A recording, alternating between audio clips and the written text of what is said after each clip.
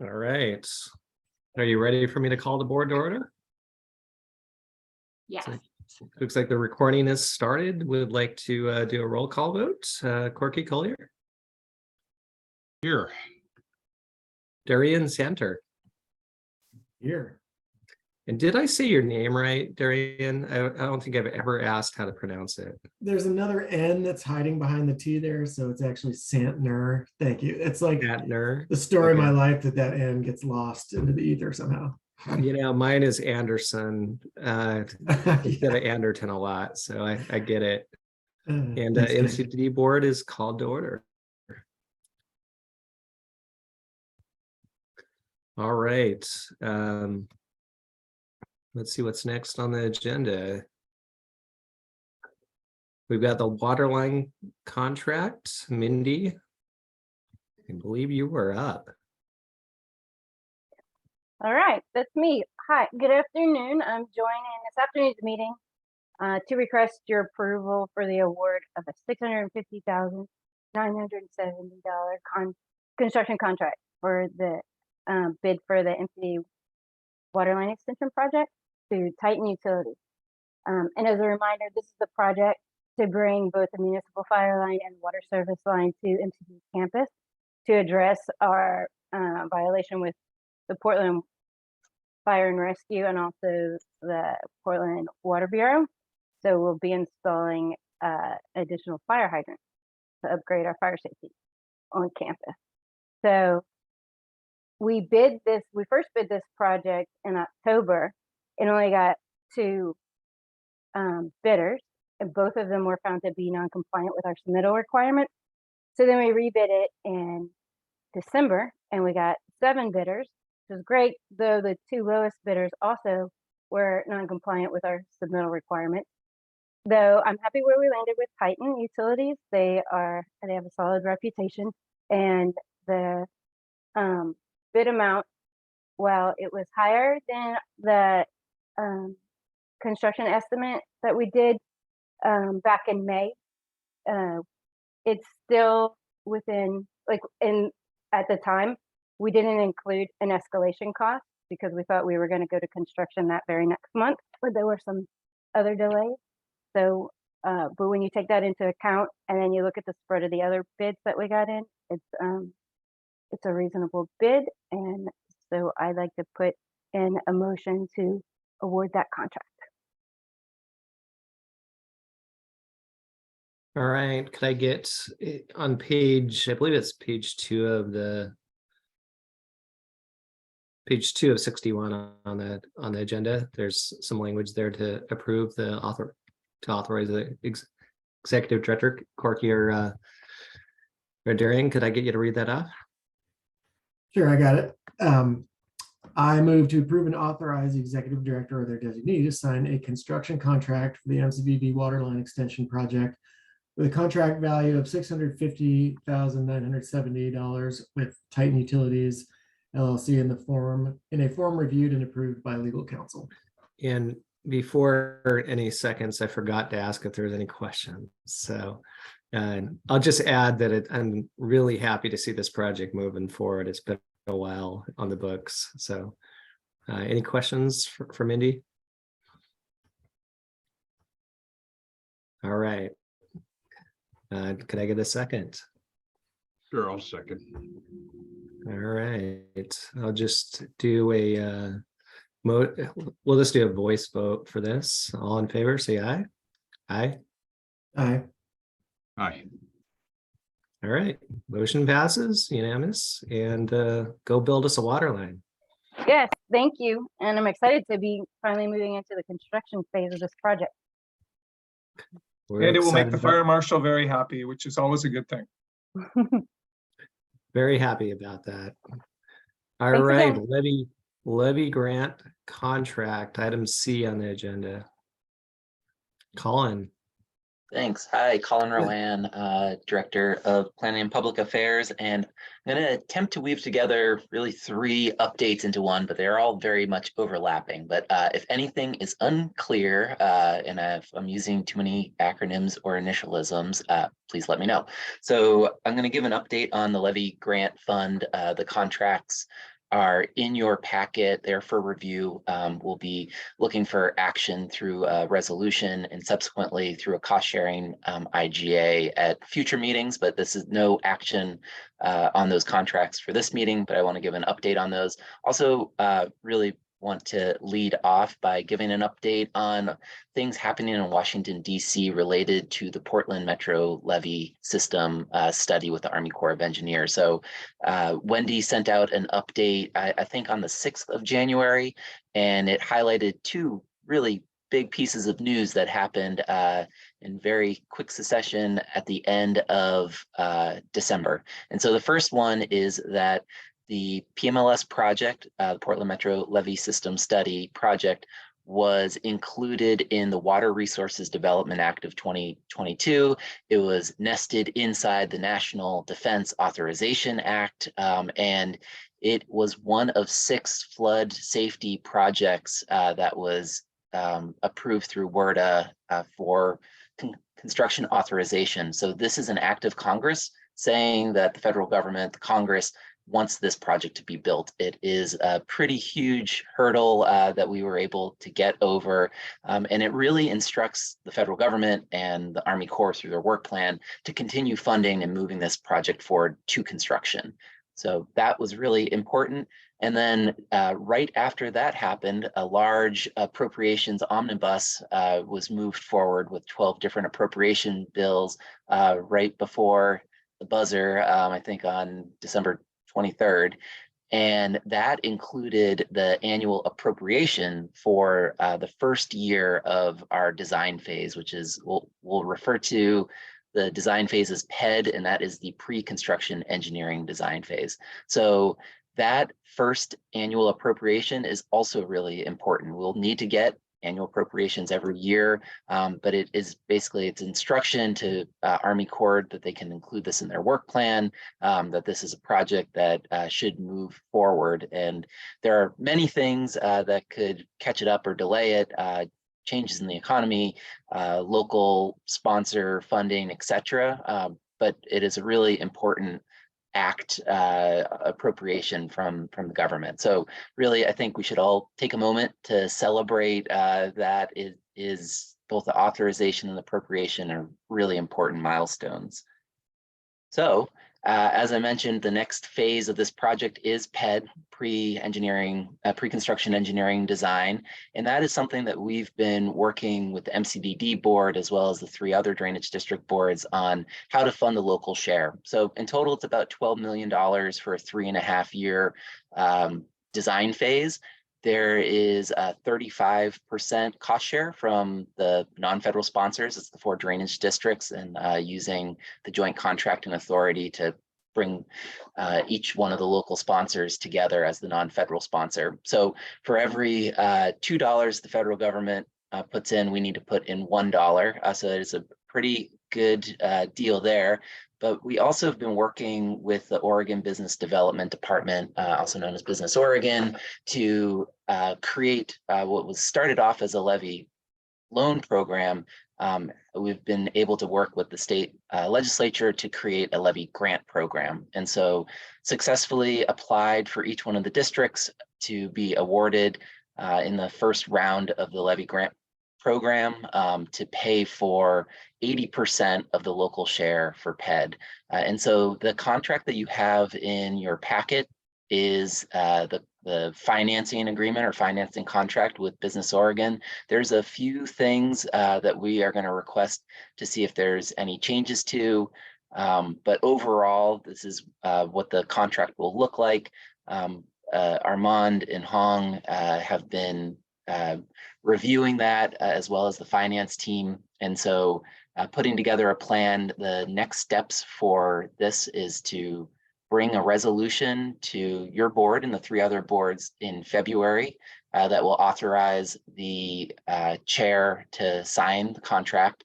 And then after that is signed, once we have a design agreement with the Army Corps of Engineers, we'll be able to bring a cost sharing IGA, which was a request that the 4 districts had last February when we were approved to put in these applications.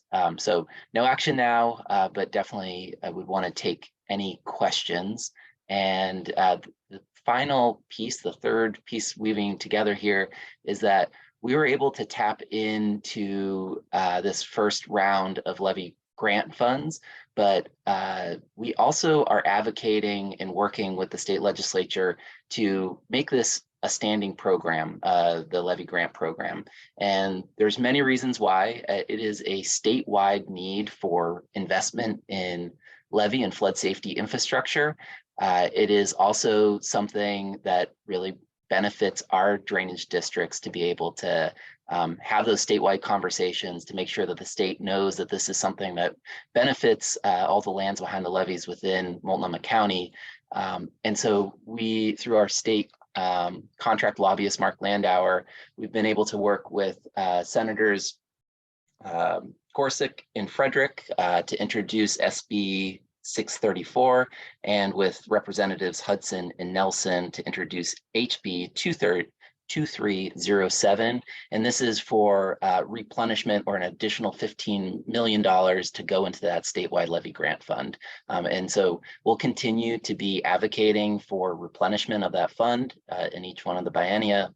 And we will also be continuing as appropriate to ask for additional state funding and continued support in this pretty intense need statewide to make these large capital investments. So with that, actually, I want to just turn it over to Armand, who's been sort of deepest into this contract. If there's anything additional that you'd like to add before opening up to any questions. No, thank you, Colin. I don't have anything to add at this point, but yeah, if the board has questions, happy to hear them.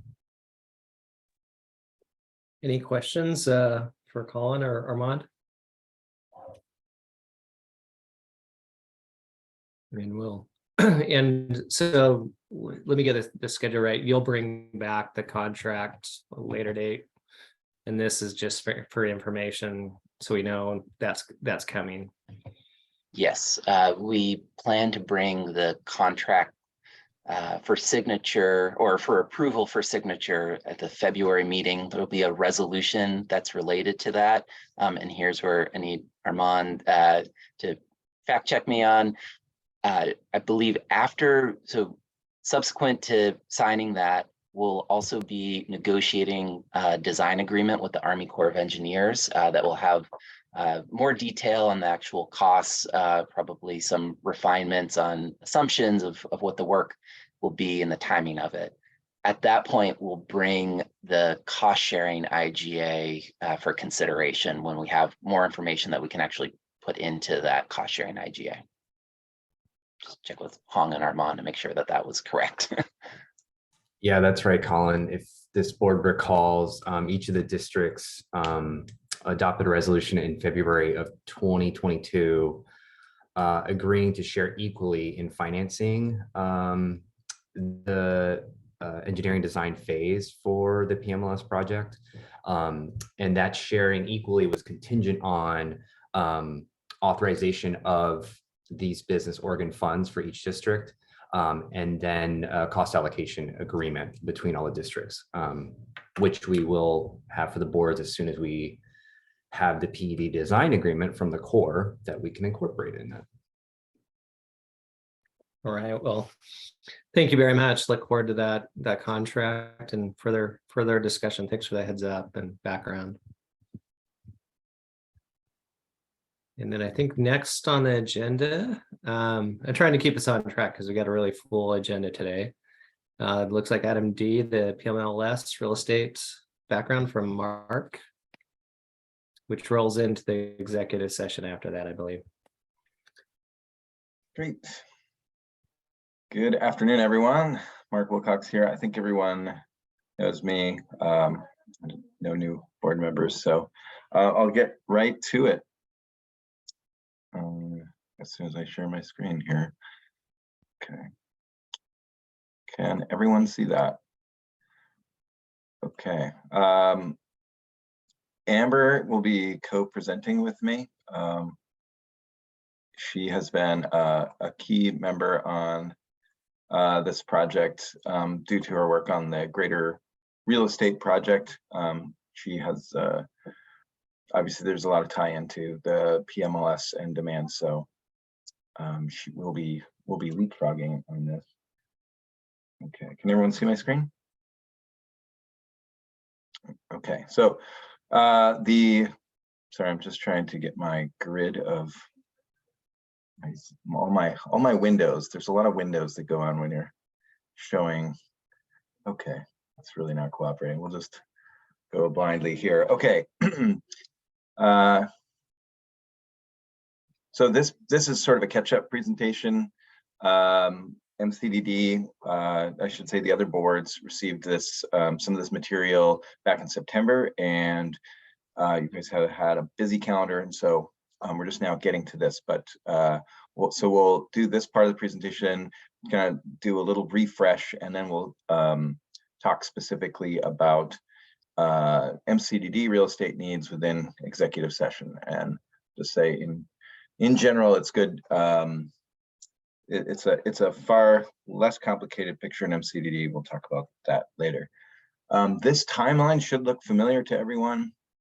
This is something that you've seen before. We use it frequently to kind of show where we've been and where we're going. See, the grayed out areas are all the things that we brought to you in the past. We're going to move forward into the future. So we've talked a lot about funding, and we've given you kind of generics on some of these topics. And as we dive deeper, as we start ahead here in the spring, we're going to have a lot more to bring you updates on in terms of things like environmental assessments of the project area, that HTRW item. We'll be bringing you updates on some of the sort of non-PMLS certification projects, and we'll be bringing you updates on the design process where we need decisions and things like that. So if you have any questions, this is not privileged information. This is a good view ahead. You can see also we have the key federal milestones at the bottom. So if you have any questions about it later, we will be providing this in your packet, or sorry, your post presentation packet to review. Okay, part of what we did with the other districts was just sort of, it had been a long time since we reminded you what the real estate process is and when those key milestones happen and whose responsibility is what. So I wanted to dig into that a little bit. The Corps basically front loads most of the effort at the beginning of the process. They define the real estate or the easements that are necessary, through the design footprint. They give us a sort of a market evaluation of properties, and then when we go through the design phase, they refine that, and they refine the sophistication with which they produce those market value assessments. As we move towards out of PED and into construction, they hand us a notice to proceed, and we are asked to certify all the properties, that there are no environmental issues on those properties. We're asked for title reports and title insurance, and easements according to a standardized easement boilerplate, which we're working on with the Corps now. So no properties will be purchased until we get to that construction, get close to that construction phase, or PPA, which is the project partnering agreement. Obviously, nobody wants to buy properties at risk. We'll talk a little bit about that at the end here very shortly. But so we get through PED and we refine that project footprint, and we know exactly what easements we need, and we don't buy any properties until we have that footprint. So we don't buy unnecessary properties, and if for some reason we part ways with the Corps before going to construction, we have an off-ramp and we haven't committed any resources.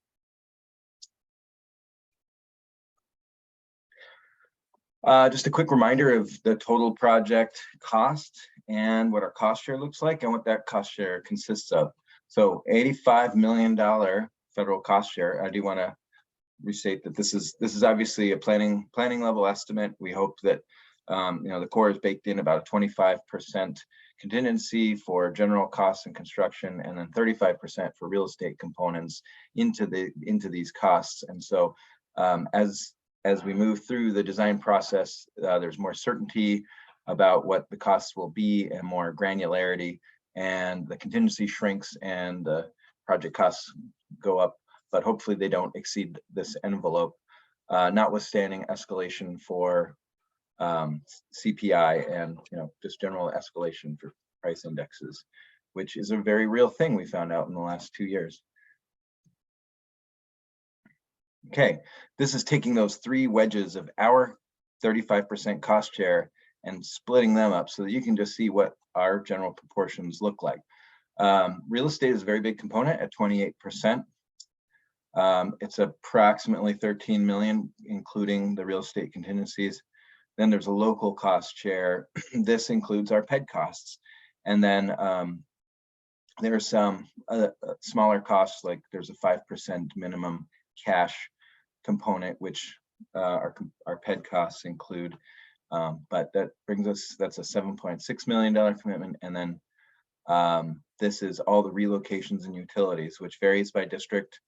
But that, the relocations and utilities and the real estate are all what we call LERDS costs, which are a series of costs that the Corps cannot pay for by law and or policy. And so the non-federal sponsor lays those costs out, and then they are credited for those costs. So we don't hand the Corps $25 million in cash, but we are expected to spend up to 25 million on relocations. That's for things like Bridgeton Road reconstruction, Marine Drive reconstruction, Penn 1 golf course, the reconstruction of things associated with the MCDD Penn 2 cross levee. And then real estate is another one of those large costs. So I see Corky raised a hand. Yeah, Mark, on that issue, if we can reduce the cost of relocations, for example, then what happens to our share to the Corps? Does that just go down? Did we save that money, or do we still have to do the same percentage cost share with the federal government? We just have to, the buckets change, but we still end up out that same amount of money. It's a great question, Corky. I don't expect that relocations would come in substantially lower. However, there is that contingency portion. So if the costs are constrained to what the Corps expects, then we might have a smaller amount that we have to lay out for relocations and utility costs. That said, you're very right. Then we still owe the Corps 35% cost share. So then that savings would still be balanced out and potentially move into that cash component for our local cost share. So it's important to understand that this project has an extremely high LERDS package, and you can see all but 17% is LERDS costs. So in a normal project, you don't have so much real estate and relocations driving the cost share, and so you might have, like, let's say 10% LERDS costs, and then the non-federal sponsor provides 90% cash. And so we're kind of unique in that, but it will be balanced out. There can be some savings, and that would drive the overall cost of the project down, which in turn would drive our 35% down. So there would be some balancing, if that makes sense. When it comes I think so. So just let me say this back to you, make sure that I'm clear on it. So in other words, it's probably not worth going to a lot of effort, a lot of pain in order to bring down the LERS costs, because we're still going to be out that amount of money total. That doesn't mean we don't want to try and find cost savings, but if we found a way to bring down LERS, but it came with, a separate social cost to our organization, or a cost in public relations or whatever, then, maybe it's not really worth it. Is that sort of what I'm hearing? Yes, but there's an exception. And that's a very good point. Also, one of the things that we're going to drive home with you today is real estate costs. The real estate estimate is driven by the fair market value or the appraised value of those properties. And the Corps where we don't have easements for properties, which the court during feasibility said, essentially, they don't have 100% easements for anything. So they're going to have to do easement work. So we will get credit for 100% or up to 110% of all parcels that we need for this project. If we don't need that money to acquire those properties, then we will still get that credit, but then we could put that money that we have identified for that expense to use in other ways. And I was going to get into this a little later. Actually, this is a good time to just say that, you know, we've talked about this in the past. When it comes to public parcels, that is an opportunity to work with our partners. And if those partners' policies allow to just charge the administrative and legal costs, because let's say in some cases they're receiving a benefit for our flood protection activity, then we can take advantage of that. And we may still decide that there's disturbance or impacts to that parcel, whether it's through revenue impacts or just physical infrastructure that needs to be rebuilt and relocated. So we may absorb some cost overruns through our real estate agreement, but there could be savings through that item. But I think that's the greater possibility. Public parcels within the real estate package, the relocations and utilities, those tend to always cost more than you think. And so, and we've heard from our partners at the city that you know, that there are cost overruns in the core projects, even when they have like a national level, you know, from their cost center that they've certified that's, you know, adequate, that, you know, there still can be cost overruns. So I hope that answers your question. But yeah, there's always an incentive to try to save money and to be strategic about our costs. And in some areas that effort pays off a lot more than others. Okay, this just again speaks to the Corps' responsibility is earlier in the process, and they help produce some of these products, and then they define the actual footprint, and then the non-federal sponsors' responsibilities is, of course, looks like a very long list, but the key takeaway is as we reach the end of PAD, we'll start to negotiate those easements. We won't make any final deals or offers until that real estate acquisition phase is officially begun and we received a notice to proceed. And then during the construction phase, we will be doing the relocation and et cetera, and doing the work. And then we will get credit for that work following the construction phase, or following probably at the end of each phase of construction, we'll work on credits for that phase. Okay. This is just a quick oversight of the distribution of relocations and tax lots by district in terms of acreage or area, and then just number in terms of facility relocations. Pen 2, you can see, has a huge number of utility relocations due to the Bridgeton and Marine Drive neighborhoods.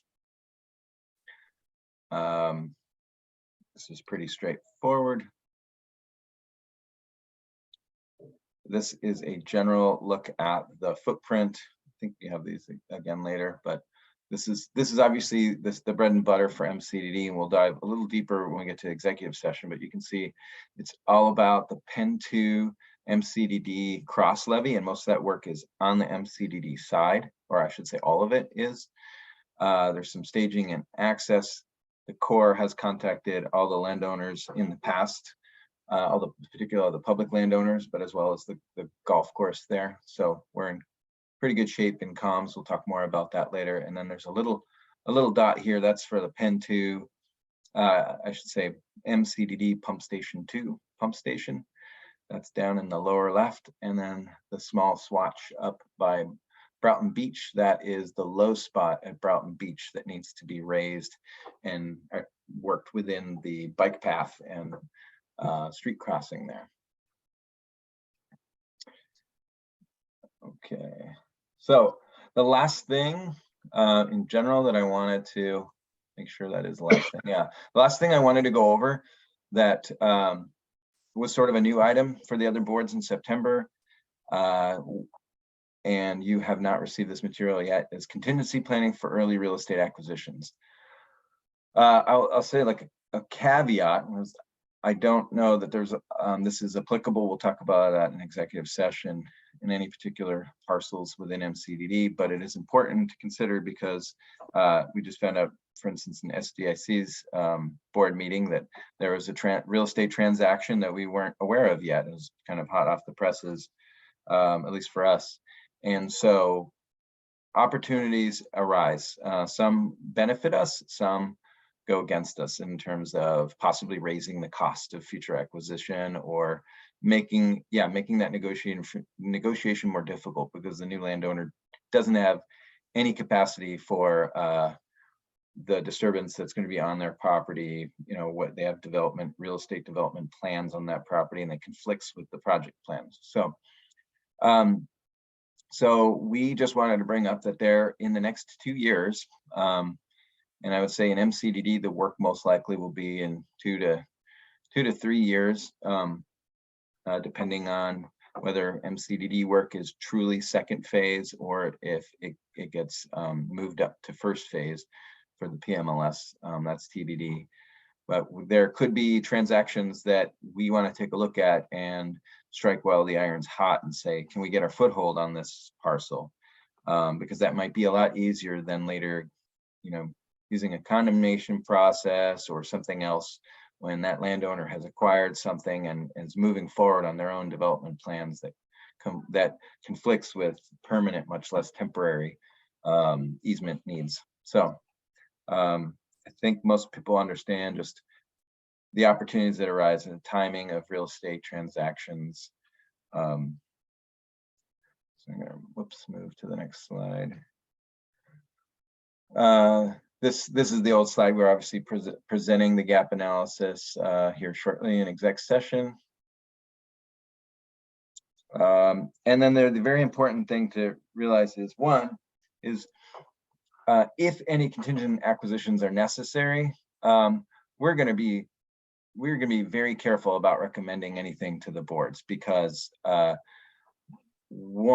currently the real estate is all expected to be purchased through the geo bond or other means that we use to get the money for the project implementation. The current boards the plan is not for the current boards to purchase real estate.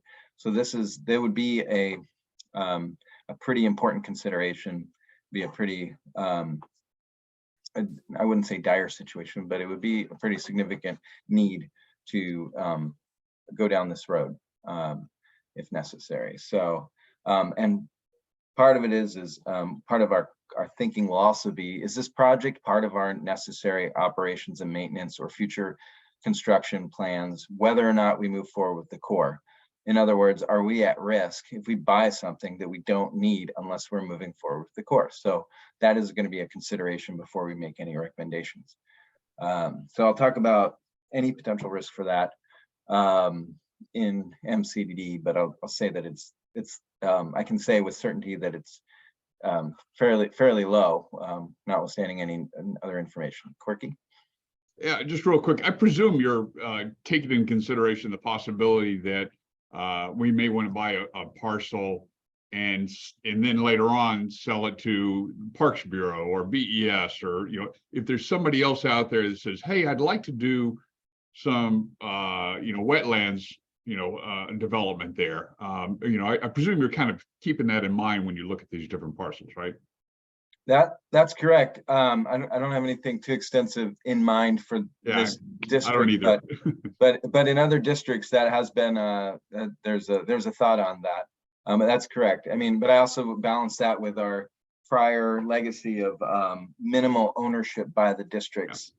So I just don't want to pass up a good opportunity should it present itself. I don't have anything in mind, but just make sure that you guys have that in mind as you're moving forward. Absolutely. Yeah.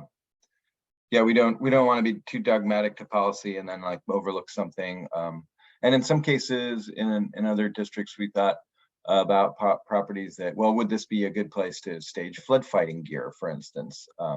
we don't have a lot of that other than at our pump stations. So we're always considering different ideas and suggestions, but nothing like that in MCDD.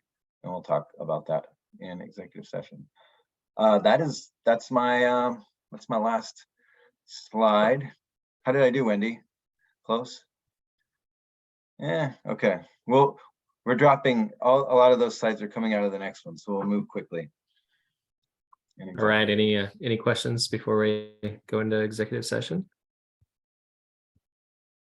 All right, hearing none, I'm gonna read this off. It's a little lengthy, so bear with me. All right.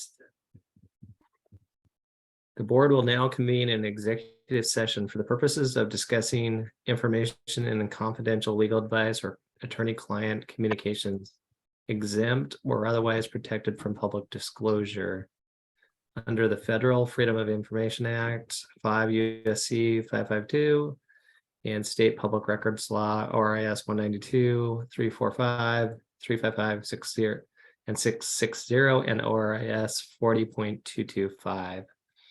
And now if we could stop the recording, we'll enter executive session. And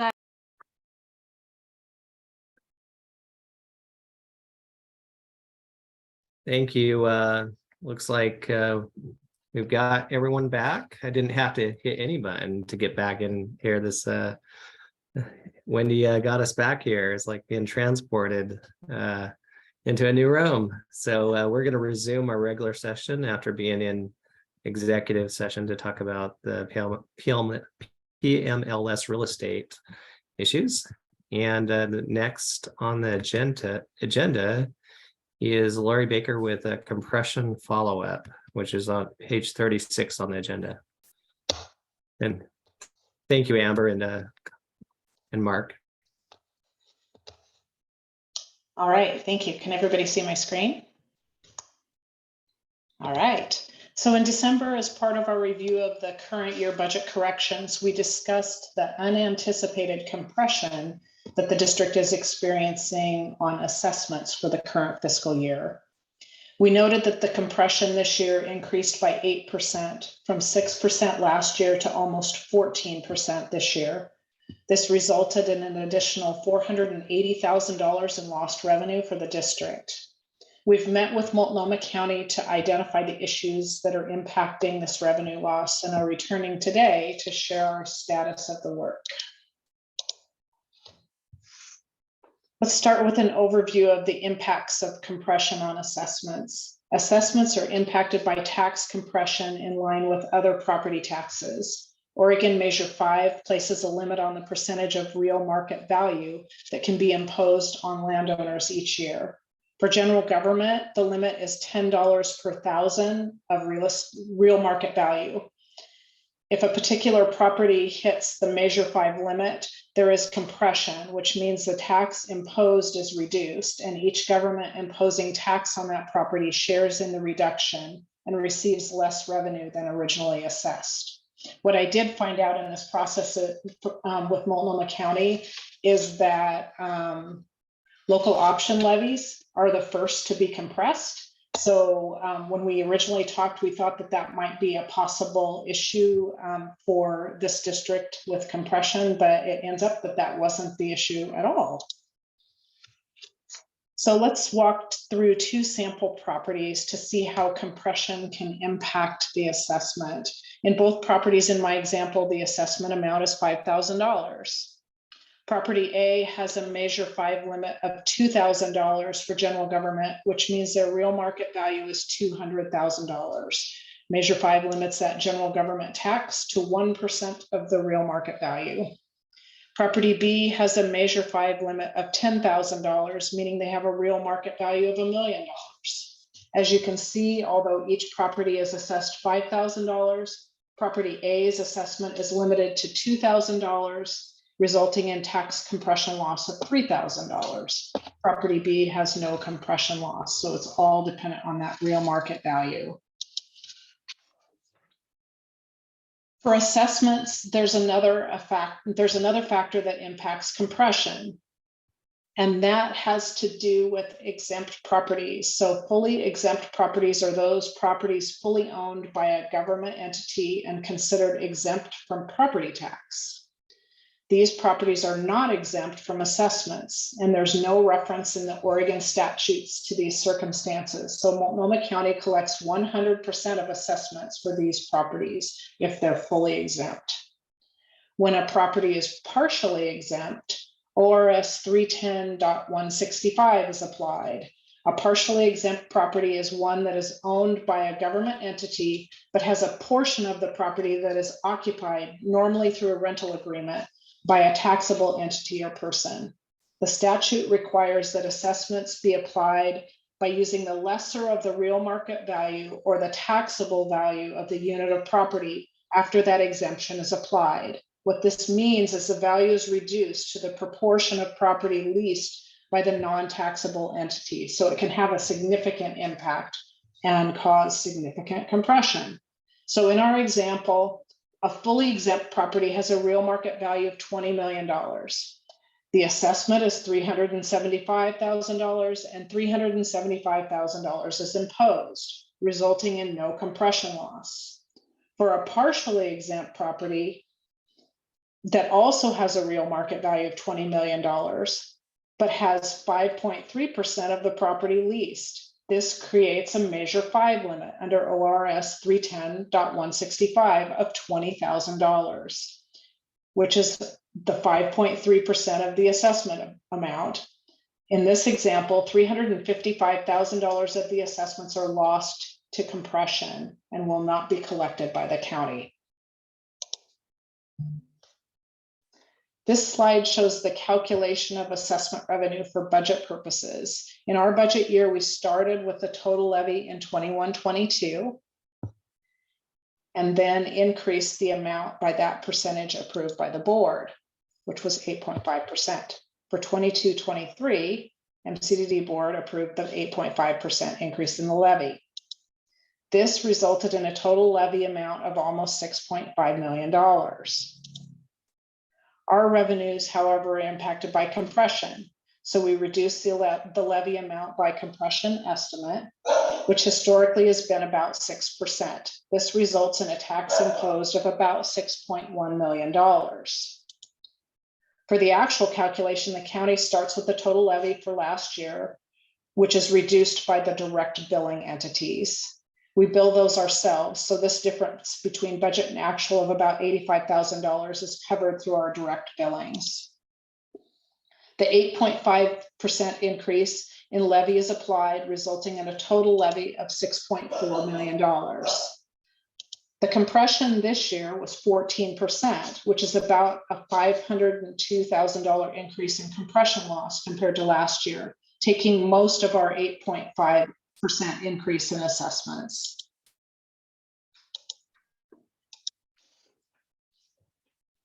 This slide shows the annual history of compression losses for MCDD since the 08-09 fiscal year. And I picked that year because I was looking at assessments and wanted to look at the last recession period, not to say a bad word in this presentation. As you can see, our historical average is about 8%. With our recent average being around 6%. This makes our current year compression amount stand out at 14%.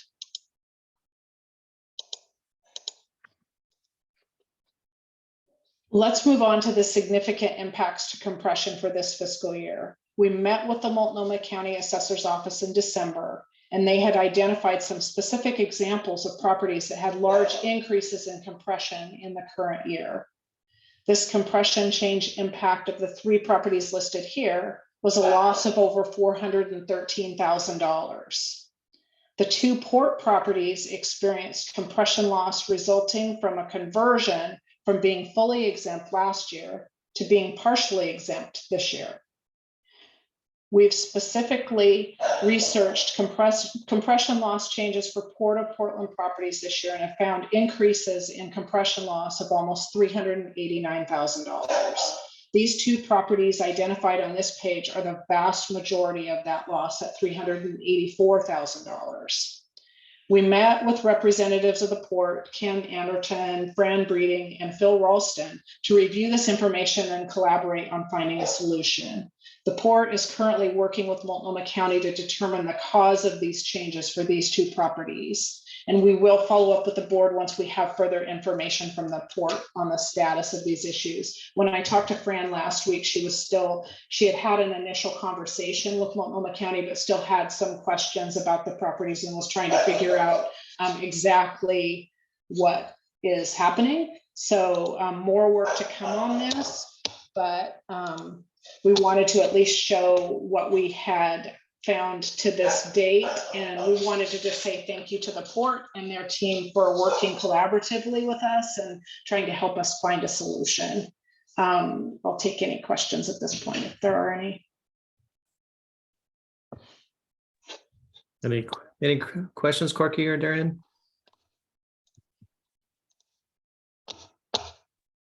Can you explain again the change? Why was the city and port properties partially exempt this year as opposed to before? That's what we're researching, because the interesting thing is when Fran did some research on the properties, we had thought that they had just converted from being fully exempt to having somebody lease a component of the property. But when she was looking at her activity on her end, the properties that changed, she couldn't see that there was a change in leasing agreements for those properties. So that's what we're really digging into with the county, is trying to figure out why the county records show those two particular properties going from fully exempt to partially exempt. So that's kind of the question of the day, is really trying to dig in and figure out what happened with those two properties.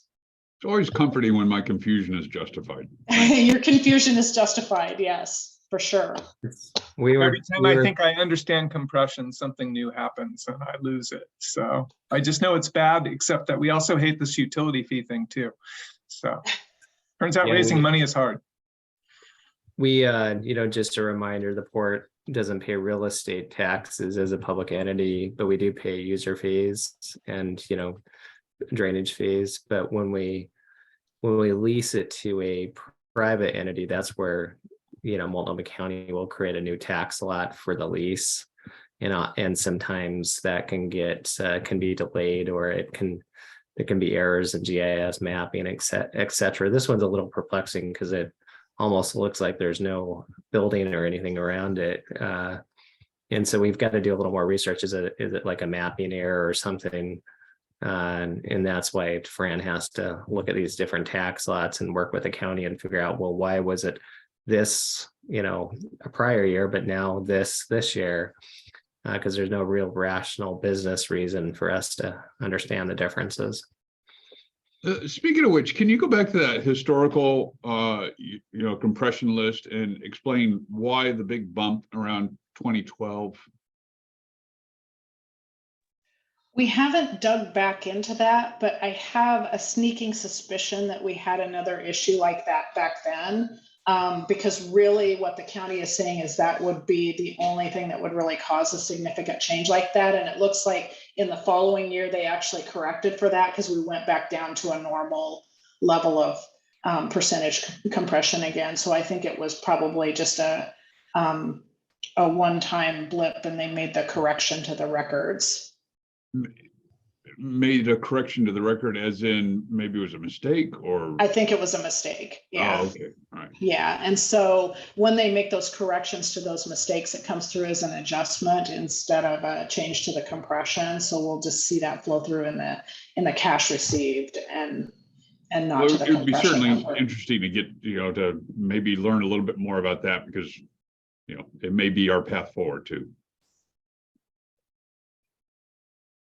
I think the challenging part for us this year is the county implemented a new financial system that does all of their tax collections. You mean the improved financial system? Yes. And so we've seen some delays just in timing of collections as well. So we're wondering if this may have not, these two kind of odd property changes might not have been some conversion issues. And So maybe there was just that there's an awful lot of properties that they had to convert, and it would be hard to catch everything, right? So it'll be really interesting to see what Fran's able to find out from the county and see where we land with this. I do think it's worth just highlighting the fact that both the port and the county are trying really hard to figure it out with us. So they're being helpful. Absolutely. We really appreciate that too. I mean, Ken has facilitated the conversation. Fran's been really quick to respond every time I check in to see where things are at. So we really appreciate the collaboration, and certainly didn't want to blindside them at all with this information. So shared it up front and really started to work through it and figure out how we could find a solution. We appreciate the collaborative nature of that. And, you know, at the end of the day, the port wants to see a fair allocation of costs. And, you know, we also don't want to absorb costs that aren't ours as well, that our tenants should be paying. So we have to obviously do due diligence to figure out what happened and how we can help our fellow, you know, drainage district to recover those costs. So, Lori, I think you're up next on the next agenda item here. Certainly am, because you just can't get enough of finance. So I know, budget orientation. This is our budget kickoff. So just when you think you're done budgeting, then you get to start again, and here we are. So today is the first in the series of discussions we'll be having related to the MCDD budget for the upcoming fiscal year. Today, we're going to look at the budget calendar to give you a sense of our next steps in the budget process. We'll also be looking at the forecast for the current year. This forecast process is an essential part of our budget process, as it informs our estimates for project budgets that need to be carried forward into the next year, carry forward fund balances that will provide funding for next year's budget, and also give us a sense of spending patterns to be considered in the upcoming budget process. We're also going to take a look at our current staffing levels. And finally, we'll talk just a little bit about planning for the upcoming year. We'll be presenting a draft list of budget priorities and also be taking some initial guidance on possible increases to assessment rates for the upcoming year, which hopefully won't all be eaten by compression. So this is our budget calendar showing key dates in the upcoming budget process. We're at step 1 currently, which is the presentation of the initial kickoff of the budget season, our review of the current year forecast. We'll be updating that forecast as we get closer to the approved budget to ensure that we're on track to provide the level of fund balance carry forward that we're currently projecting.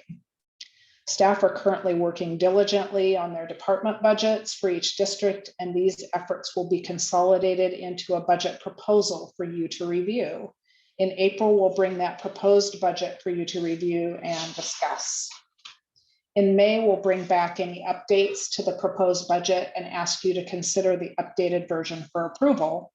And in June, you'll adopt the budget and we'll begin operating under that budget on July 1. I do want to note that we are not required in this district to operate under Oregon local budget law, but we do try to follow a similar schedule and approval process so that we're transparent about the numbers that are included in your budget. So in your package, you've got a detailed version of the forecasted financial results for the current fiscal year. This is a summary of that forecast. Beginning fund balance is projected to be lower than budget by about $47,000. This was due to a late adjustment in the audit to write off an uncollectible assessment balance. As you recall, we adjusted the beginning fund balance when we looked at the corrected budget last month, and that adjustment hadn't come through yet, so we weren't aware that that was on the way. The service contract revenues are anticipated to be about $95,000 higher than budget, as the level of staff costs being charged to the urban district is higher than budgeted. We'll continue to monitor this situation as we move further along in the fiscal year. And this on the urban side is really causing us some challenges with funding and being able to be sure to cover all of those costs related to the transition So we're watching that very closely between MCDD and the urban district to make sure that we are properly accounting for those costs, but that staff are working on the types of things that we need them to work on in the transition. Personnel costs are currently higher than budgeted, but this could change depending on the timing of hiring of open positions.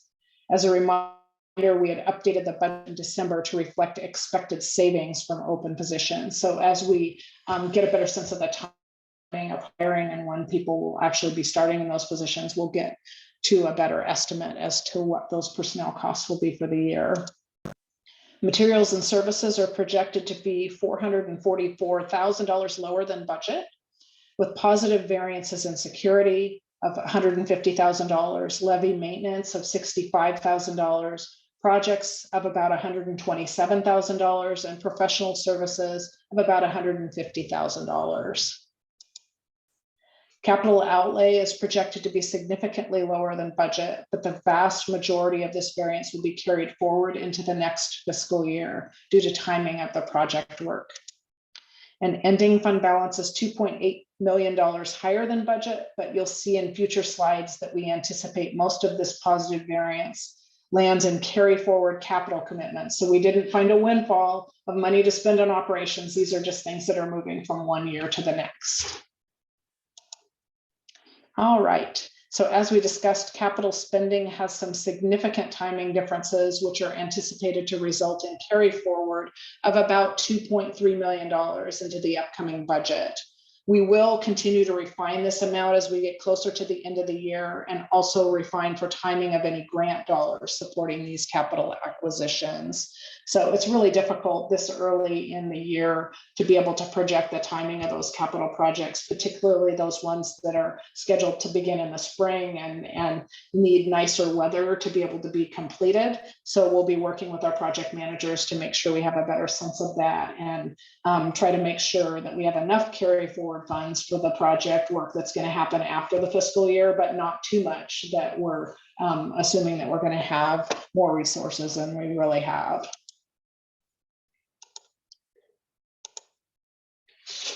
All right, this slide shows our projected fiscal year end fund balances. The pie chart shows the allocation of that balance, with 72% of the balance being restricted for capital spending.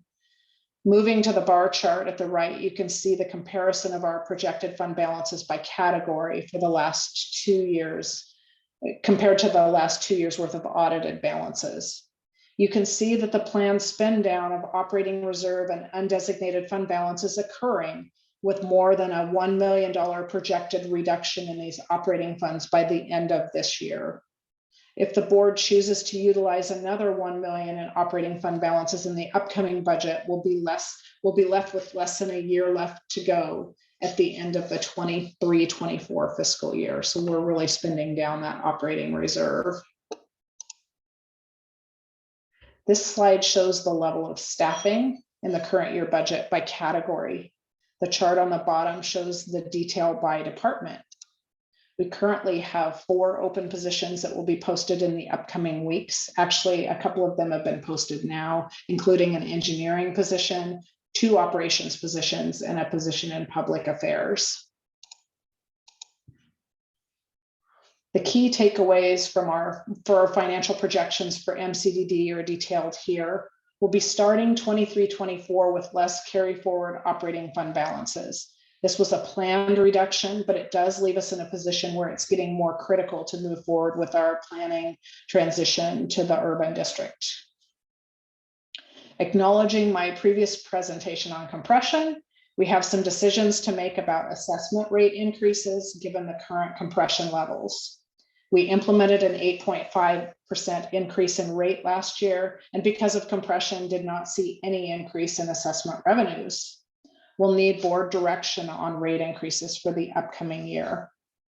We're currently working on project staffing cost increases, including cost of living increases for our employees and benefit cost increases, including our known increase in PERS rate and anticipated increases in medical insurance costs. In capital projects, staff are pulling together the CIP for the upcoming year, and we'll also have some carry forward projects coming from the current year budget. This slide is our draft proposed budget priorities for the upcoming year. At the top is meeting our core mission of flood protection and prevention. As we watch the impact of weather-related flooding to our south in California, this mission feels even more critical. Our employees are a very close second. They keep our operations going and provide that flood protection for our district. Their safety is of the utmost importance and should continue to be a priority. Getting the urban district up and running in order to address funding issues and to streamline governance to allow further support of the hundreds of millions of dollars of capital support we're poised to receive is also a priority. Leading the advancement of the PMLS and FEMA capital projects is also a priority. And finally, providing adequate support services to allow for compliance is our final priority. We're asking you to consider these priorities and provide us with feedback. We're presenting the same set of priorities to all of our districts and believe these reflect the direction we should continue to take for our districts. And at this point, I'm going to stop sharing and I can take questions if you have them. And we're also asking for that direction on the question of an initial proposed assessment rate increase and on the budget priorities for this year. So are there any questions? Thanks, Lori. That's a great presentation. Budgeting is always a hot topic every year, and you know, we've made a lot of tough decisions over the last few years that I've at least been on the board. So it's a great segue to, you know, bring in Darian into the mix here, the fun of budgeting, and start to discuss, you know, what our priorities are. So I appreciate that last slide showing, you know, what the priorities are, and I assume you'll provide us with a variety of different scenarios in terms of, you know, rate increases, what that will fund on a percentage basis, et cetera, like we've done in years prior. Yes. Okay. I'll just open it up to my fellow board members.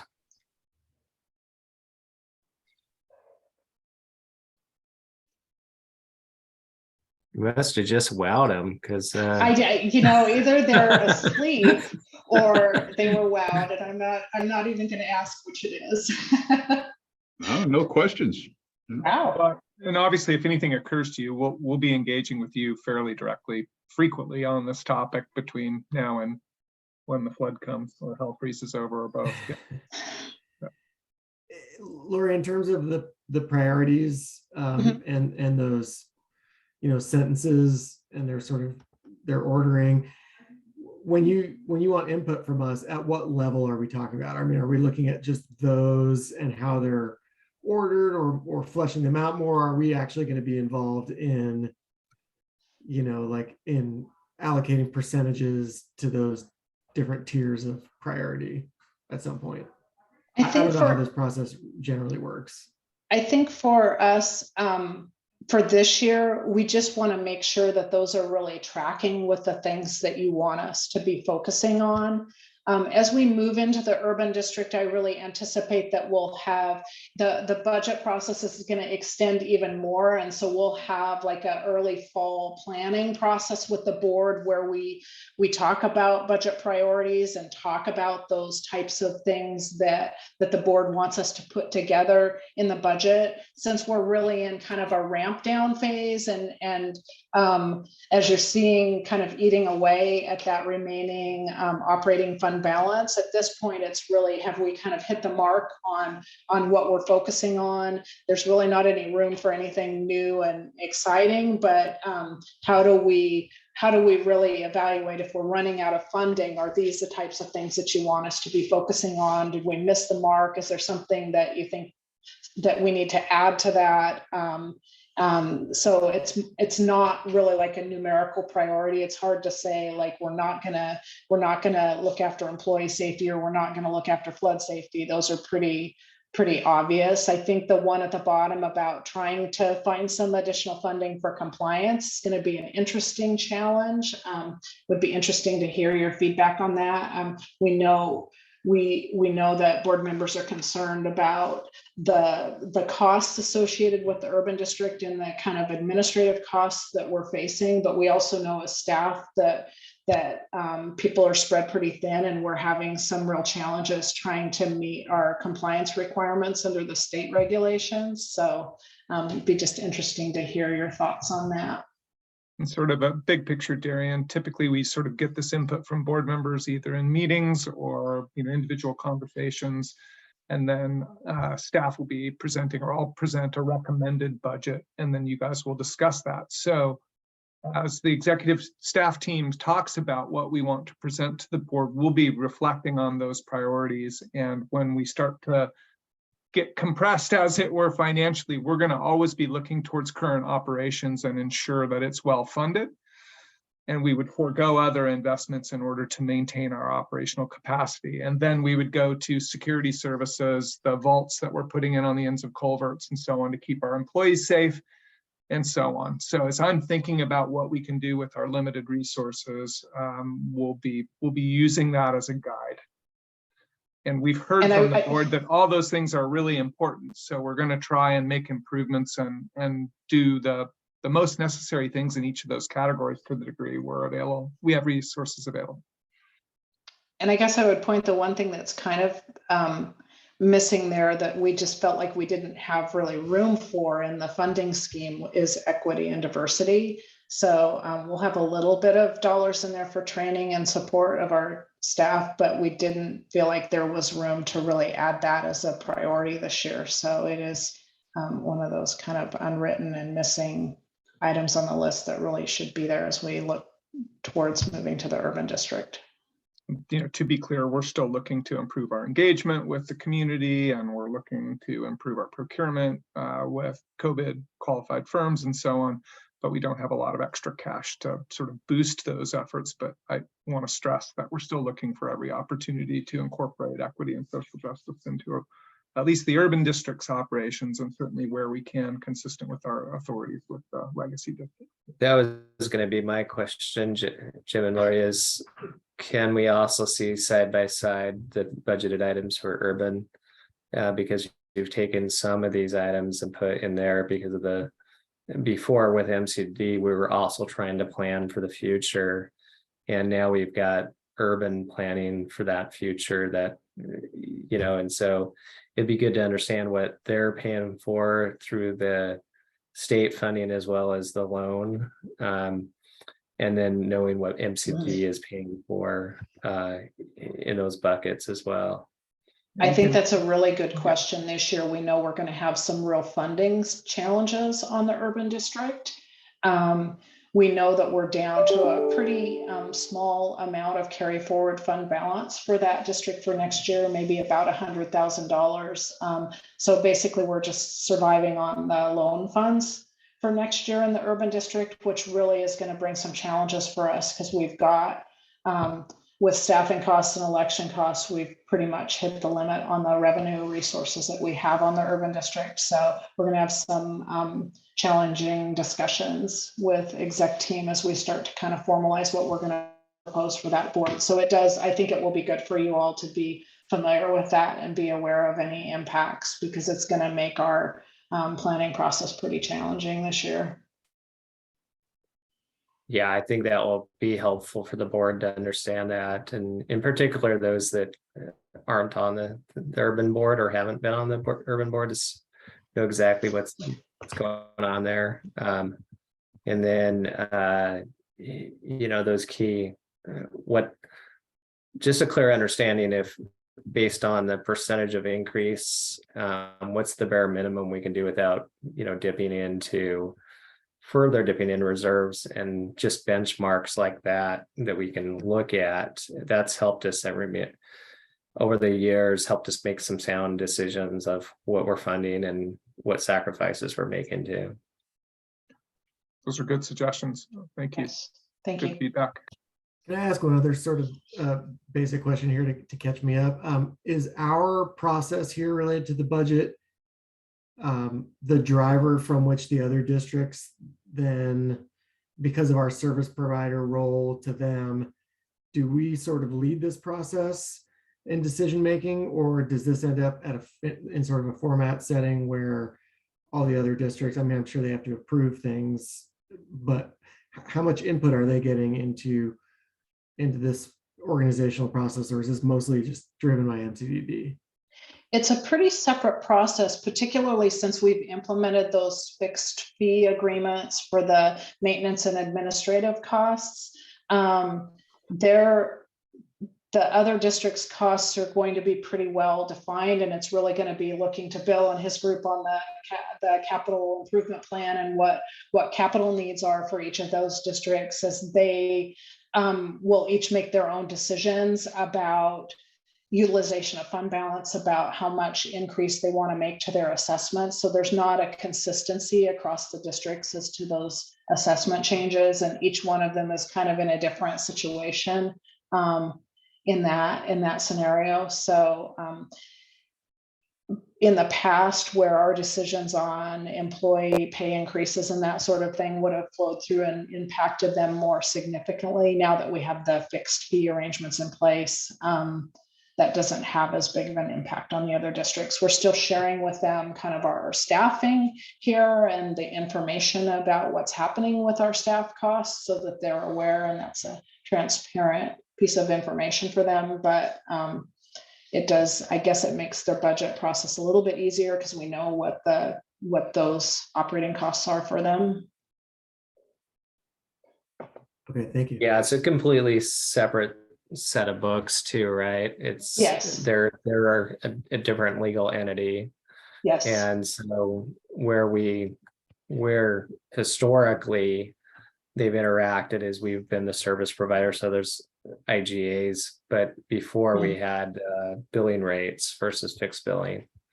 And so that was honestly the biggest variable between the two, but each one of them chose different method, different rate increases to get to a fund balance that they're comfortable with. So like SDIC, I think is probably the best financial shape because they paid off all their debt.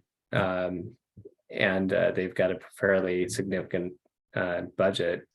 What would you call it? A contingency budget saved up. Others not so much. So that's one of the kind of the benefits, I think, of eventually the urban district, and then the final district is you'll just have one set of books and be able to shift around more money here and there where it's needed. That right now we have to operate them as different entities. That's correct. So different entities, different board meetings, different audits. It all kind of stacks on. All right. Well, we'll look forward to the continued conversation about budgeting, and you'll have a series. I'm assuming a series of work meetings in terms of you'll bring us certain proposals and we'll review, give you input, and then ultimately we'll adopt the budget. Yes. Okay. Thank you. Thank you, Lori. All right. I think we've got one more regular agenda item now, which is the operations update from Randy. Hey, everybody. I think, Wendy, I can share this on my own. I'm going to give it a shot. That would be great. And we've got about 7 minutes left on the agenda. So, ooh, I know if it's a hard,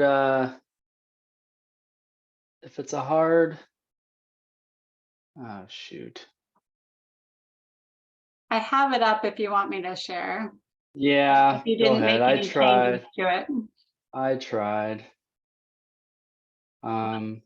Let me see here. Oh man.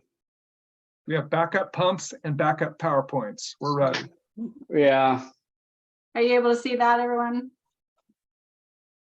Give me 1 second. I apologize. I don't navigate Zoom ever, and now I can't see anything. Oh, is everyone able to see my screen share? Yeah, I can see it. Can you see that, Randy? I can't. I apologize. Here we go. Okay, we are up and running. All right, if you would go ahead. Okay, first and foremost, thank you so much for having me. I'm excited to talk to everybody. I don't think I've met everybody. Randy Lyons, operations manager, is trying to set up ops to be successful out there, tools and resources, and being a liaison to admin and both worlds. Quick overview. We just had a major ice rain event. We talked quickly about maintenance projects and just areas of interest from operations perspective. So next slide, please, Wendy. Thank you. And yeah, just a quick overview. We had a pretty significant rain event / ice event around Christmas Eve, Christmas, and those days right after. Just a freezing rain, and then rolled right into lots and lots of rain. So 4+ inches in 48 hours. I put a lot of stats on here, but overall, I guess the theme of it was this was really pushing our system on the west end and MCDD. It was pretty maxed out. Our small pump station by our office, pump station 2, was good 8-9 inches underwater. So our guys are raking, in waders. That pump station really wasn't able to keep up for a good 24+ hours. Our pump station 1, we have one of our big 700 horsepower pumps is down and hopefully going to be fixed soon. But so we had 4 pumps running in there, a 700 horse, 350, and 2 300s, and that was running for a significant amount of time. So saw a little flooding out there in Southwest Swells. That's off 189th and Portal Way. That street flooding, once it rains like that amount in that short amount of time, that ditch system is just not big enough to handle. So there was a decent amount of road flooding for, I'd say 12+ hours, maybe 24 hours. That takes communication with the city of Gresham, and David Lashbo is the stormwater manager there. And we put up, roadway flooding signs, and spent a lot of time out there just to keep all that debris and that water moving. I saw our pump station 4, the big pump station. We had 3 pumps running for basically 24 hours, and that's 3 700 horsepower pumps, and that is moving a significant amount of water. There's 4 pumps in there. 3 are running for a long period of time. And right before the rain event, during the ice event, I was the on-call supervisor, and I spent a day and a half working with PGE out there to restore power. So actually, even on Christmas Eve, they restored power, and myself and Byron Zirkerl, our crew lead, had to run out there and manually reset the transformer out there. So there was a lot. This event was a lot of things, and it was pushed. Our system was maxed, and we didn't have any issues besides that major power outage. And but I would say we were one power outage away with how much rain was coming in a short period of time. We could have seen some flooding in different areas. So really, really excited that everything worked well, but it was a lot of time and effort. And yeah, that in my 6 years, I feel like that's the most amount of rain I've seen in a 12-hour window in 6 years since I've been here. So definitely maxed out a lot of our areas. Next slide, please.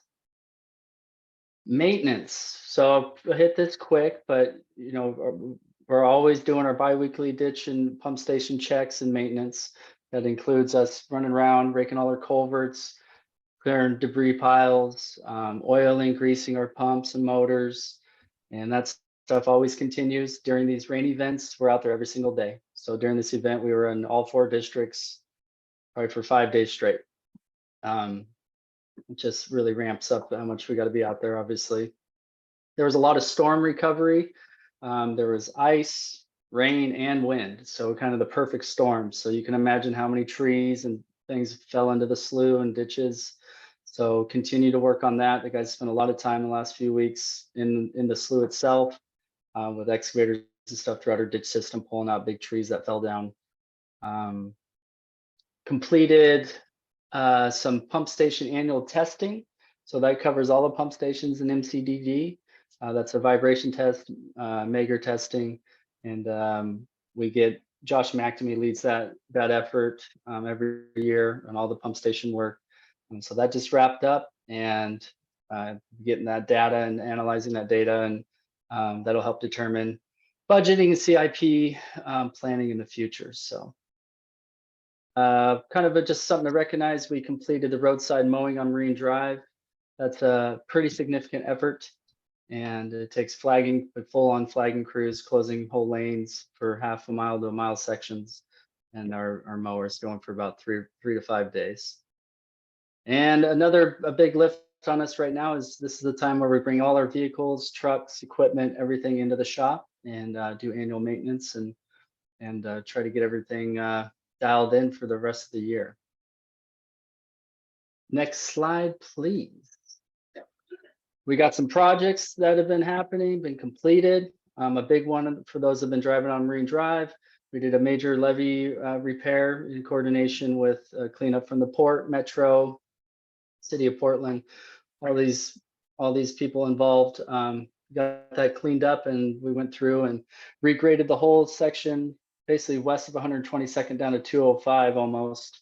Brought in material, regraded and resloped, topsoil, hydroseeded, put down this coconut cloth, and put a bunch of huge silt fencing there. So pretty proud of this one. This area hasn't looked this good in a long time. And we've had a really tough growing season, and I drove by today and there is some decent amount of growth in that grass, which was surprising me. So potentially a follow-up in the spring to do a little more hydroseeding to make sure that's dialed, but that's a big win.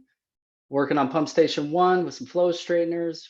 With the new trash rake system, we're trying to find just the most efficient ways to bring in material and minimize. Right now it's a daily effort. We get 30 to 60 minutes a day for 1 or 2 guys to manipulate some of that stuff in there. So we remove some of the structures that in each individual bay. So we're removing 1 or 2 of those to see if we can let free flowing material come in there a little easier when we're on site. And we'd still have a log boom to kind of block stuff over the weekend to make sure we're not setting ourselves up for failure. Had a big, we had some vandalism at the cross levee at 142nd. And basically we have a SCADA cabinet that communicates. We have an ISM on each side of the cross levee in-stream monitoring system. And just somebody busted into it and chopped it all up. So it's already in the works. Insurance has already went through the process, but it was a significant hit of about $60,000 to put in a new system there. Water line project on MCDD campus. Staff continues to work on that, and hopefully that's going down this summer. Couple CIP items. We're replacing some damaged or destroyed gates in MCDD. For those that navigate out there, you can see there's a lot of them out there that have taken quite the hit. So try to stay on top of that and replace as need, but we're going to be bringing in some much more beefed up things so people can't just rip them out of the ground or cut them in half. I think I mentioned pump station 1, we've got one of our big pumps and motors down, but that should be hopefully being fixed within this next few weeks. I know Josh has been working diligently on that to get all 5 pumps operational, so especially this time of the year.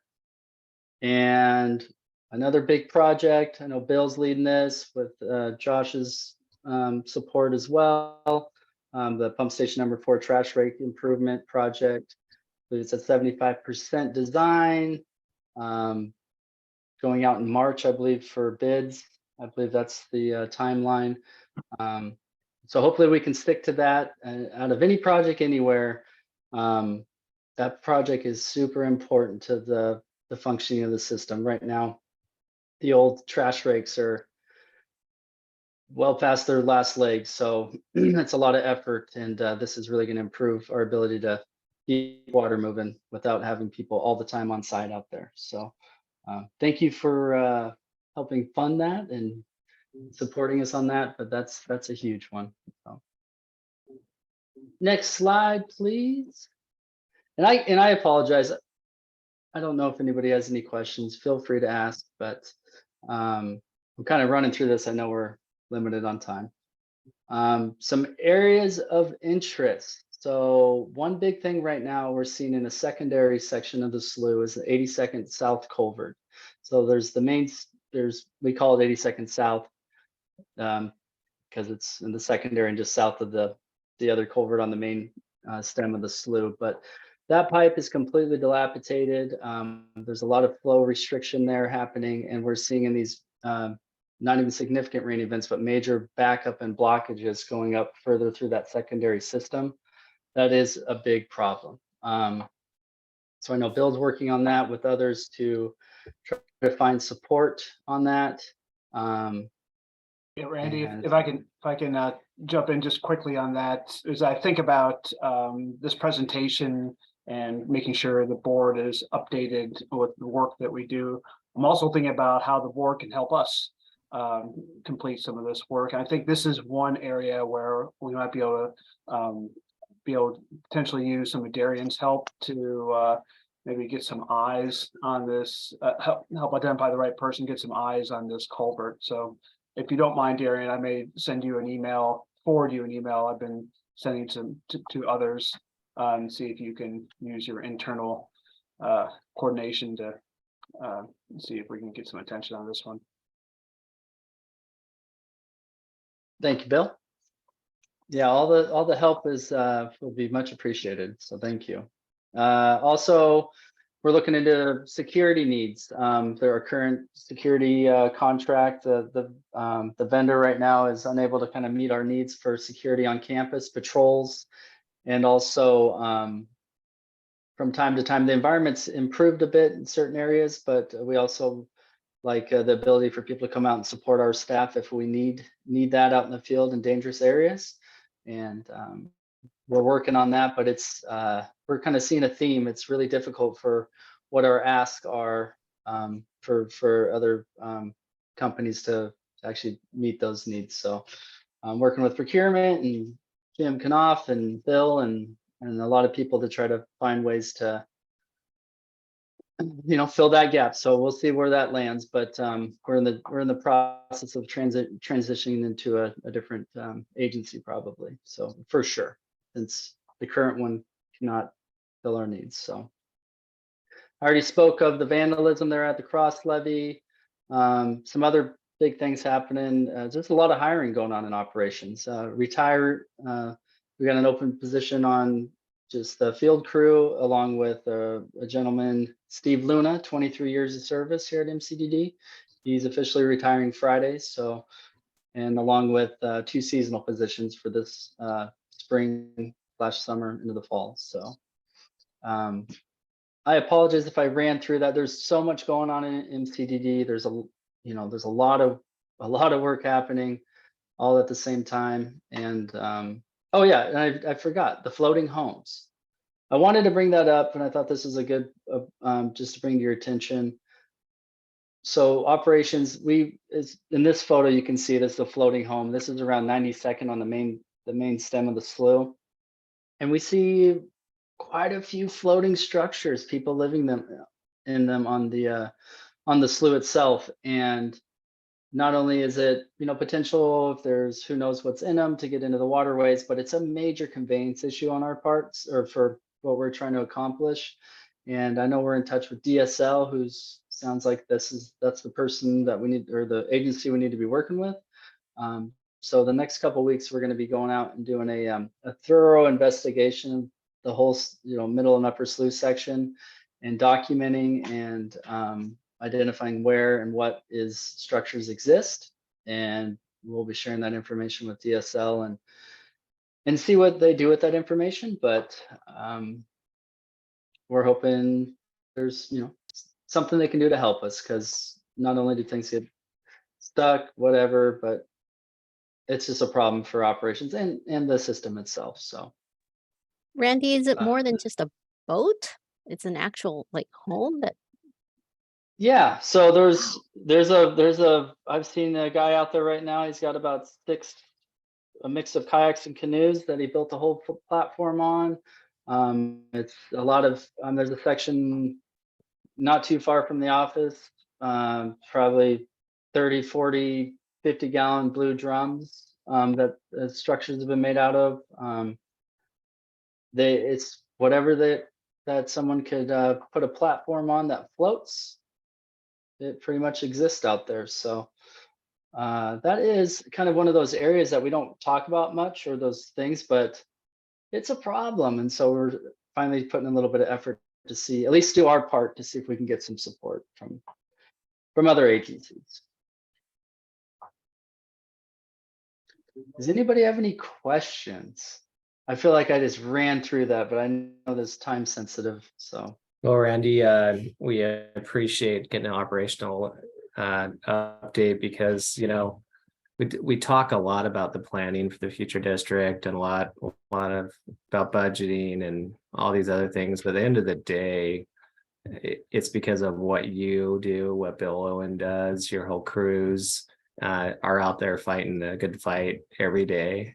And especially when there's inclement weather, well, we're in our nice toasty warm house, you're out there clearing ditches, you know. So we really appreciate everything that you do and your team does to keep the region safe. So it's great to get a glimpse of this. And one thing I'd say is I feel like we had a little bit more insight as to the operations and the personal attributes of people working out there when we had our little barbecues and occasional check-ins and tours. And I'd love to get back to that now that we can. So definitely, I think we should put that in the budget for sure for the next year. And so people can see what you guys are doing, because it's a lot of good stuff. So Corky? Yeah, Randy, really good summary. Quick question on the December storm. It felt like there wasn't that much rain from a historical perspective, but that we were kind of on edge. But you kind of pointed out, you know, there was ice, there was wind, there was a, you know, convergence of issues. I guess I'm just wondering, from your gut perspective, did this one feel like we had overall, you know, adequate resources for you guys to handle the situation? Or was this something where you're saying, let this be a warning, this was a bad situation? What, just kind of ballpark? Yeah, I guess my overall take is honestly, it was a certain decent amount of the system, not the pump station 1 or pump station 4. We were down a pump at pump station 1, but we ran the amount of water we were moving. I haven't really seen since I've been here. And I know there's been bigger storms, but in certain areas, this was on the edge, and we had basically zero breakdowns or like major power outages during key times. But if we had anything like that happened, it would have been very problematic. Or you know, a COVID infection, we would have had to, you know, activate admin team members. We were poised to come in and help. So yeah. So I guess from a resource standpoint, as far as manpower, I think we were okay, and we have the support from others at MCDD, you know, to call upon if needed. But the system itself, it handled it. But like pump station 2 and especially like pump station 1 or pump station 4, if we could not get power up and running in a quick turnaround, it would have been very problematic. And so I think this is the way I look at it is, I think our staff and everybody at the agency did awesome. But we've already been having real thoughtful, like right after this event, turnaround and, you know, hot washes, whatever you want to call it, you know, just lessons learned and planning and other things just to plan for, because these events don't happen often, but when they do, you know, we need to be ready. I think we did everything we could, but it could have been a problem if something. That's great to hear. And I would went. love to continue that conversation about those lessons learned too. You know, I want to hear more about that, you know. I was actually thinking, Corky, we should, since we're running out of time, but it would be nice to have Randy back again. Maybe that as a follow-up to talk about those lessons learned, and maybe we can dig in more into operations. Yeah, I think we're planning to do this pretty regularly. So I think the other thing just to remember, members of the board, is that just looking a little bit farther south, the original forecast for those atmospheric rivers was anywhere from Seattle to LA. And if we had received the amounts of rain that California received, we would have experienced flooding. Yeah, luckily for now, we don't see. Yeah, I mean, we get 2 inches in a day. That's a lot of rain for this area. But yeah, I'd love to continue that conversation. And there's a lot of good planning and a lot of efforts happening to try to set ourselves up for success. And but this one was, it was pushing it was maxing some areas out. So. Well, thank you very Anything much, else? Randy. We'll have you back, and appreciate again your hard work. Yeah, no problem. I guess I'll do one plug and just say we got the best team ever. We're small but mighty, and we're really well-rounded, and super proud of how we responded to this event, and just all the work we do. And just want to tell that to the board, because yeah, I'm very proud of it. And thank you for all the support. Well, that's how we feel. Thank you. A shout out to Bill for being on top of things and getting our staff organized, in addition to help from Randy, of course. But the whole team stepped up, and Bill exercised a lot of really amazing leadership. So thank you, Bill. Thank you, Randy. Thank you. If you guys could pass along our appreciation to everybody on your team, that'd be great. I will, for sure. Thanks, Randy. Right, well, we're a little bit behind. So the next piece here is executive session, and then we will exit and adjourn after that while the recording's going on. And this is in relation to check-ins with the executive director and with the chief counsel. Since they both report directly to the board, we're pulling together a new process of intermittent check-ins, so it's not just doesn't come once a year, you know. So and Tracy has developed a process which I'll send out to the board at a later date as to the check-in process and performance appraisal process. So with that, I'm going to read off this executive. Hang on. And I think just Hong and I need to remain. And Wendy, are there any logistical issues you need us? And well, what I was going to suggest is we do the same thing as last time. If the board wants to talk to you individually, so I would just do a breakout room, and then I don't know if the board wants you together or separately, but if they want you separately, I'll just open the breakout rooms, and Jim, if you could stay back, and then someone could come back out and get you again, but leave this main room open. So that was my proposal. That works. And if Wendy, you can put us in and out of the rooms, or I'm just going to open it. You all can enter and exit the rooms as needed. And Mr. Chair, if it's better for the schedule of the board, you could reschedule my time with you. I'd be happy to have Hong go. I think it's important for you to work on that. So if that's better for the board members, I'm comfortable rescheduling my time. Happy to hang out and wait till you're done with Hong as well. Whatever is your pleasure. do we want to do Hong and see how far we go and then come back, or do we want to check in with Jim as well? I'll leave that open to my board members. I suggest take Jim up on his offer. Thank you very much, Jim. I think that's a good idea, because I don't see us being able to finish on time with both. So. Okay. And I want to ensure you guys have whatever time you need with Hong. I think it's important. So You okay with that, Darian? I can add it to the February format on the front or the end. Yeah. Yeah, and I think what we want to do, what I envisioned is a check-in every other month, so maybe they're staggered. So one for each every month. That way we're in touch and review goals, etc. In each one of those, and one could be Hong, one could be Jim. Happy to accommodate the board's desires, and I just appreciate you guys providing this time to Hong and me. I know we'll both benefit from it. So I'm going to sign off and let you get to it. Thanks, Jim. Appreciate it. Yep. Bye.